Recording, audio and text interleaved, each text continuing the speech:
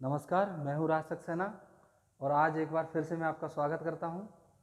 तो जैसा कि हमने पुराने वाले लेक्चर में आप लोगों को बताया था एनवायरनमेंट के बारे में, एनवायरनमेंट के कंपोनेंट्स के बारे में, तो उसी क्रम में मैं अब आगे चल रहा हूँ। तो आज का जो मेरा टॉपिक है वो आप लोगों को दिखाई पड़ रहा होगा, definition and scope of environment. जैसा कि पहले हम बता चुके हैं कि एनवायरनमेंट सबसे इम्पोर्टेंट टॉपिक है और चाहे आप कोई सा भी कोर्स कर रहे हों या किसी भी एग्ज़ाम की तैयारी कर रहे हों, उन सब में एक सबसे इम्पोर्टेंट फैक्टर और इम्पोर्टेंट टॉपिक अगर है तो वो इन्वायरमेंट है, क्योंकि बिना इन्वायरमेंट के कोई सा भी कोर्स पूर्ण नहीं है। इसलिए मेरा आज का जो टॉपिक है बड़ा इंटरेस्टिंग होने वाला है। तो मैं आप लोगों से अनुरोध करूँगा कि वीडियो को पूरा देखें और अगर जहाँ पर भी आपको आपकी समझ में ना आए या कोई टॉपिक या कोई पॉइंट अगर दिमाग में आपके में अंडरस्टैंडिंग में ना आ पाए तो कृपया कमेंट में मेरे को ज़रूर बताइएगा, मैं आगे उसको सुधारने की कोशिश करूँगा। तो चलते हैं टॉपिक की तरफ, definition and scope of environmental science. तो जैसा कि मैंने पहले भी बताया था और मैं फिर बता रहा हूँ, डेफिनेशन ऑफ एनवायरमेंट। एनवायरमेंट को जानना हम लोगों के लिए बेहद ज़रूरी है और सबसे पहले हम इजी भाषा में एनवायरमेंट को समझेंगे कि एनवायरमेंट क्या है। तो एनवायरमेंट है हमारे चारों तरफ का जो वातावरण है वही एनवायरमेंट है। जैसा कि आप लोगों के आसपास जो भी है, घर में रहते हैं तो घर की चीज़ें, वस्तुएं, बाहर जाते हैं पेड़ पौधे, झरना, नदी, तालाब, मतलब एनवायरनमेंट इज अवर सराउंडिंग्स। हमारे चारों तरफ का वातावरण ही एनवायरनमेंट है। हमारे चारों तरफ जो भी चीज़ें पाई जाती हैं, चाहे वो पशु हैं, जानवर हैं, पक्षी हैं, और हवा है, पानी है, झरना, तालाब, नदी, नहरें, कुआं, बावड़ी, ये सब चीज़ें एनवायरनमेंट में आती हैं। तो पहले भी मैंने बताया था, एक बार फिर से मैं दोहराऊंगा, डेफिनेशन ऑफ एनवायरमेंटल साइंस क्या है। The environment is the aggregation of all those things and set of conditions which is directly and indirectly influence not only a life of an organism but also a community at a particular place. एक विशेष area पर जो चीज़ें, चाहे वो जीवित हैं चाहे वो निर्जीव हैं, उनका interaction, it is the interaction between living and non living components. जो जीवित प्राणी हैं वो निर्जीव वस्तुओं को अपने डेली जीवन में कैसे उपयोग करते हैं, कैसे उनसे अपना तालमेल बना के बैठे हैं, यही इन्वायरमेंट है। तो आज का टॉपिक डेफिनेशन कंप्लीट हो गई। अब आता है स्कोप ऑफ इन्वायरमेंट। इसका स्कोप क्या है, तो आगे चलते हैं इसी क्रम में। स्कोप ऑफ इन्वायरमेंट में है, there are 4 segment of environment. Number 1, atmosphere.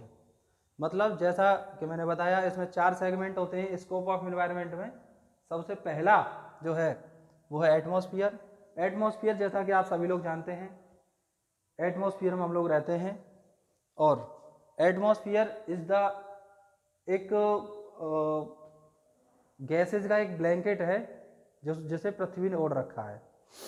तो जैसे कहेंगे कि atmosphere is the protective layer of gases surrounding the earth. इसको ऐसे हम क्लैरिफाई करेंगे। दूसरा, जैसे कि मैंने यहाँ से एक एरो उधर भेजा है, उस एरो का ये डायरेक्शन है। थोड़ा सा मैं आपको इन जो लेयर्स, एटमॉस्फेयर में 4 लेयर होती हैं, उनको थोड़ा सा मेरा समझाने का था तात्पर्य, इसलिए मैंने उनको उधर लिख भी दिया है कि सबसे पहली जो लेयर होती है उसका नाम है ट्रोपोस्फियर। ये तकरीबन पृथ्वी से एल्टीट्यूड की तरफ 12 किलोमीटर तक जाती है।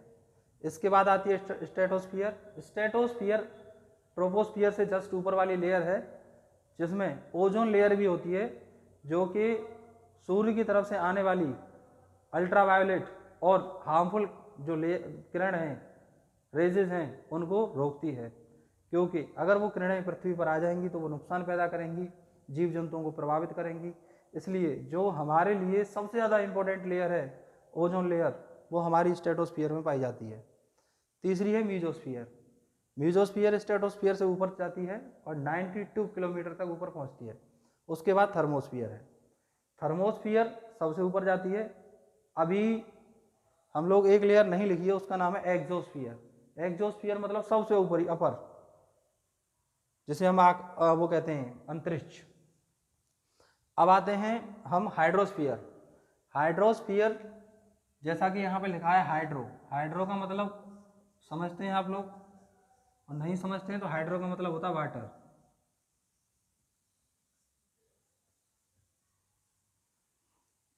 तो हाइड्रोस्फीयर मतलब इसके नाम से ही पता चल रहा है कि हाइड्रोस्फीयर मतलब पानी से संबंध है इसका। तो इसको कहेंगे total amount of water present on our planet, मतलब पृथ्वी पर जितना भी पानी अवेलेबल है उसी को हम हाइड्रोस्फीयर कहते हैं। अब पानी कितना अवेलेबल है इसकी हम स्टडी करते हैं। तो 100% जो पानी है जो पृथ्वी पर अवेलेबल है, 100% पानी जो पृथ्वी पर अवेलेबल है उसका 97% वाटर हमारा कहाँ मिलता है, ओशियन में, मतलब और समुद्र में। ये सैलाइन वाटर होता है इसलिए यूजलेस है। और अब बचा कितना बचा, 3% पानी। 3% पानी का 2% पानी हमारा कहाँ है, ये है लॉक। कहाँ पर, पोलर रीजन में, पोलर रीजन्स में, और आइस कैप्स, आइस की फॉर्म में, in the form of ice, form of ice मतलब बर्फ के रूप में ये लॉक है जिसको हम यूज नहीं कर सकते। जैसे कि ऊंची पहाड़ियों पर है कुछ पानी मतलब हमारे ध्रुव हैं जहाँ पर आइस कैप्स, मतलब ये समझ लीजिए कि कुछ चट्टानें हैं या हमारे पोलर रीजन है उन वो ढके हुए हैं in the form of ice, मतलब वो पानी की फॉर्म में नहीं है, सॉलिड फॉर्म में रहे। अब रह गया हमारे पास, एक मिनट, अब रह गया हमारे पास ओनली 1% वाटर। अब 1% पानी ही हमारा यूजफुल है।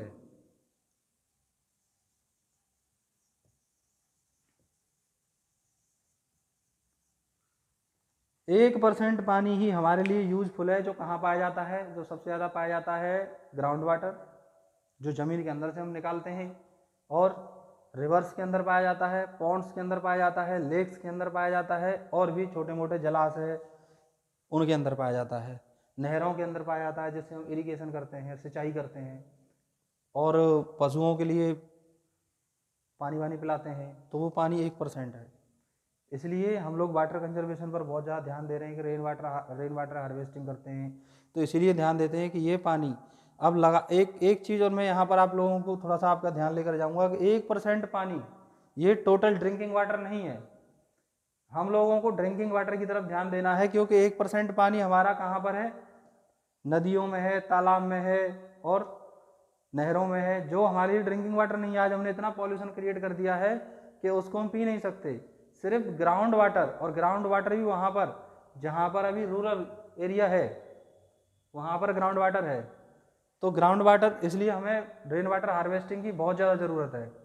आगे इसी क्रम में अगर हम चलेंगे तो लिथोस्फीयर, लिथोस्फीयर मतलब लिथ से मतलब है सॉइल का, लिथोस्फीयर, लिथ से मतलब सॉइल,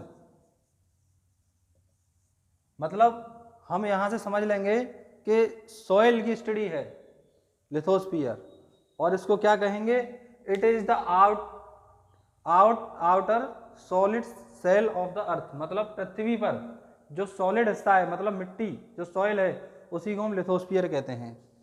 अब आगे का हमारा बायोस्फीयर है। बायोस्फीयर क्या है, it is the part of earth where the life exist, यह वो पार्ट है जहाँ पर लोग रहते हैं, जहाँ जीवन है, वो बायोस्फीयर है। और एक चीज़ मैं आपको यहाँ पर लेकर गया था लिथोस्फीयर पर, तो हम थोड़ा सा सॉइल की स्टडी कर लेंगे। सॉइल का एक टेक्सचर और होता है, मतलब इसको 4 भागों में डिवाइड करते हैं कि इसमें होता है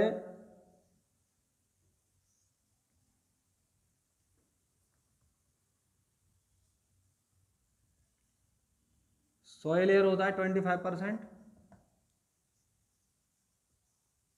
सॉइल वाटर होता है 25%, मिनरल मैटर होता है 45%, और ऑर्गेनिक वाटर होता है 5%। ऐसे करके हम सॉइल का टेक्सचर बनाते हैं। तो ये आज का हमारा स्कोप ऑफ एनवायरनमेंट था। तो मैं मिस कर रहा हो तो आप कमेंट बॉक्स में ज़रूर लिखिएगा। धन्यवाद।